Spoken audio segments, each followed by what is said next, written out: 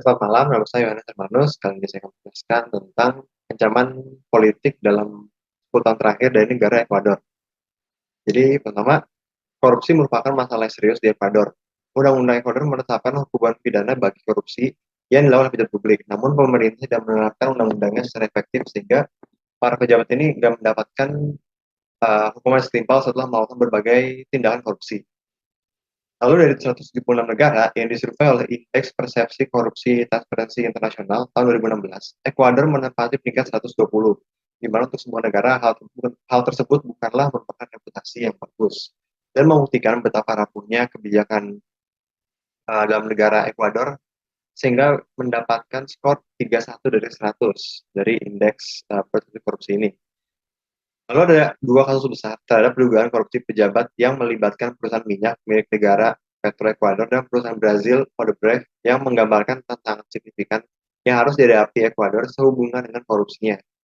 Lalu dalam upaya untuk menangani korupsi, Ekuador meningkatkan komunikasi dengan pemerintah daerah serta meningkatkan komunikasi dan menegakkan undang-undang transparansi yang berisi mandat bagi pemerintah untuk mencegah korupsi. Tujuan tersebut adalah untuk mengkodifikasi proses anggaran partisipatif pedesaan melalui peraturan daerah.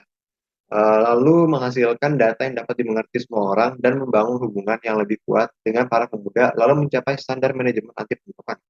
Dan yang terakhir adalah pemerintahan Ekuador melakukan kerjasama dengan lembaga-lembaga internasional yang juga melakukan kerjasama dengan negara lain demi memberantas korupsi. Bantuan ini mencakup pertukaran informasi, bantuan teknis, koordinasi dalam penyelidikan kasus-kasus korupsi lintas batas.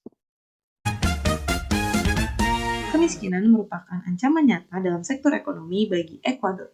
Hal ini dikarenakan ketergantungan Ekuador terhadap salah satu komoditas ekspornya, yakni minyak mentah. Bagi Ekuador, minyak mentah sangat berperan penting. Hal ini dikarenakan setiap tahunnya hasil ekspor dari minyak mentah telah menopang 5% dari pendapatan nasional Ekuador. Meningkatnya persentase kemiskinan di Ekuador bermula di tahun 2014 ketika Ekuador menghadapi krisis ekonomi yang disebabkan oleh jatuhnya harga ekspor minyak mentah di pasar global. Persentase kemiskinan Ekuador di tahun 2019 mengalami peningkatan akibat adanya pandemi COVID-19. Kondisi perekonomian di Ekuador semakin diperburuk dengan adanya kebijakan pemerintah yang telah dilakukan oleh Presiden Rafael Correa yang kurang tepat sasaran.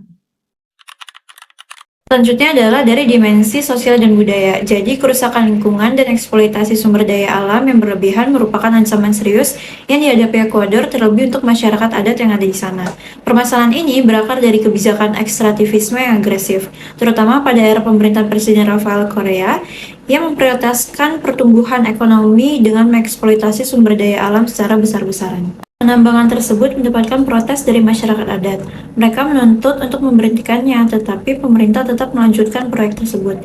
Di lain hal, perusahaan pertambangan seringkali merebut tanah adat tanpa persetujuan atau kompensasi yang adil, memaksa masyarakat adat untuk meninggalkan rumah dan mata pencarian mereka. Selain itu, aktivitas pertambangan mencemari air, tanah, dan udara di wilayah adat, membahayakan kesehatan masyarakat adat, dan merusak ekosistem yang mereka andalkan.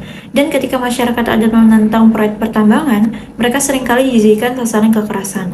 Hal tersebut tentu saja melanggar kebijakan hak asasi manusia masyarakat adat Ekuador. Maka dapat disimpulkan dari pernyataan tersebut, tren yang didapat dari dimensi ini adalah pelanggaran HAM masyarakat adat Ekuador, dan drivernya adalah kerusakan lingkungan wilayah masyarakat adat akibat dari tambang minyak bumi untuk diekspor. Yang dapat diberikan mengenai permasalahan ini adalah pemerintah Ekuador dapat melakukan pendekatan yang bersifat tradisional kepada masyarakat adat. Di lain hal, masyarakat adat harus dilibatkan secara aktif dalam mengembalikan keputusan terkait proyek pertambangan yang berdampak pada wilayah mereka. Pemerintah Ekuador juga harus memperkuat peraturan melindungi hak-hak masyarakat adat dan lingkungannya dari dampak negatif pertambangan. Selanjutnya adalah dimensi militer. Wilayah perbatasan Ekuador telah mengalami peningkatan ancaman dari kelompok-kelompok bersenjata yang tidak beraturan, yang membahayakan keamanan dan stabilitas nasional. Kelompok-kelompok ini terlibat dalam perdagangan narkotika, kejahatan terorganisir, dan tindakan kekerasan yang mengerongrong supremasi kelompok bersenjata. Ini bukanlah ancaman militer klasik yang dapat ditangani dengan teknik militer konvensional. Lanjut, Kelompok-kelompok ini merupakan aktor non-negara yang menggunakan kerentanan perbatasan nih, kondisi sosial ekonomi, dan dinamika regional untuk memperluas pengaruh mereka dan keterlibatan dalam operasi kriminalnya. Operasi mereka berada di luar kerangka kerja keamanan standar, sehingga menimbulkan masalah yang signifikan bagi pihak berwenang negara Ekuador. Berdasarkan hasil wawancara, beliau menjelaskan terkait reaksi pemerintah Ekuador melalui Kementerian Pertahanan Nasional dan Angkatan Bersenjata telah mencakup penguatan keamanan perbatasan, operasi militer untuk membasmi organisasi teroris ini, dan peningkatan kemampuan pemantauan dan intelijen gitu kan. Serta pemerintah Ekuador telah mengidentifikasi nih ancaman ini sebagai ancaman dari bagian strategi pertahanan nasionalnya yang mencakup melindungi penduduk di dalam wilayah negara serta mempertahankan negara dalam kedaulatan teritorialnya, zona keamanan, dan wilayah strategi yang menjadi tanggung jawab Tentara Nasional Ekuador. Selanjutnya adalah future strategic shock yang kemungkinan terjadi di Ekuador. Yang pertama adalah krisis ekonomi global. Ketergantungan Ekuador pada ekspor minyak dan komoditas lainnya membuat negara ini rentan terhadap fluktuasi harga di pasar global. Hal ini dapat berdampak negatif pada pendapatan negara, neraca perdagangan, nilai tukar mata uang lokal, dan dapat memperparah kemiskinan serta ketimpangan sosial. Yang kedua adalah bencana alam. Letak geografis Ekuador di cincin api Pasifik memiliki dampak yang signifikan terhadap potensi bencana alam.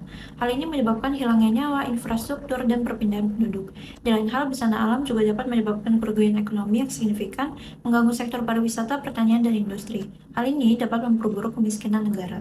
Yang terakhir adalah serangan cyber. Salah satu dampak utama dari serangan cyber adalah potensi kerusakan terhadap infrastruktur kritis seperti sistem keuangan, energi, dan transportasi.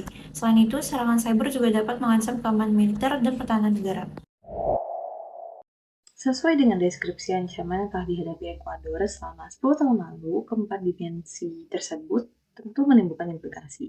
Yang pertama, dengan meningkatnya tingkat korupsi, maka hal ini menyebabkan kurangnya kepercayaan masyarakat terhadap lembaga-lembaga kepemerintahan. Yang kedua, dapat menimbulkan kesalahan terhadap pengalokasian kebutuhan-kebutuhan masyarakat yang dapat menimbulkan ketidaksetaraan dan kondisi kemiskinan yang semakin intens. Yang ketiga, menjadi salah satu faktor yang menghambat pembangunan Ekuador sehingga memperlambat progres Ekuador dalam menerapkan 17 goals dalam SDGs. Yang keempat, memperburuk keresahan masyarakat dan berpotensi untuk menciptakan lingkungan yang kondusif bagi pertumbuhan kelompok-kelompok pemberontakan bersenjata. Yang kelima, membuat masyarakat, khususnya masyarakat adat, semakin merasa bukan bagian dari warga negara Ekuador. Yang keenam, memunculkan perspektif negatif terhadap pemerintah karena pendapat dan keinginan masyarakat tidak kunjung direalisasikan. Yang ketujuh, menyebabkan adanya tindakan-tindakan kekerasan dan pelanggaran HAM seperti penculikan dan pemerasan terhadap masyarakat yang tidak berkepentingan.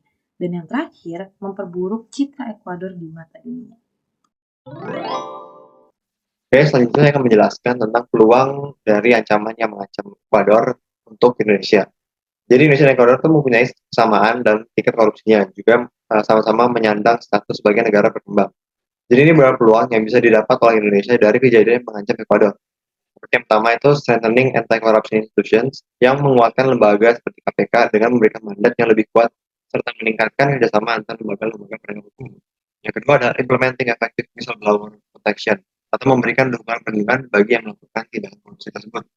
Lalu ada empowering civil society and media, di mana Indonesia perlu menguatkan peran masyarakat sipil dan media dalam mengawasi pemerintah dan memerangi korupsi. Yang keempat adalah investment dan business opportunity, di mana Indonesia dapat melihat kejadian yang mengancam Ekuador sebagai peluang untuk memperluas investasi bisnisnya di negara tersebut dengan memperkuat hubungan ekonomi bilateral dan mendukung pembangunan untuk Ekuador, pembangunan ekonomi Ekuador. Mungkin sekian aja dari saya, terima kasih. Indonesia tetangga jauh negara Ekuador mungkin secara tidak langsung terkena dampak masalah keamanan ini.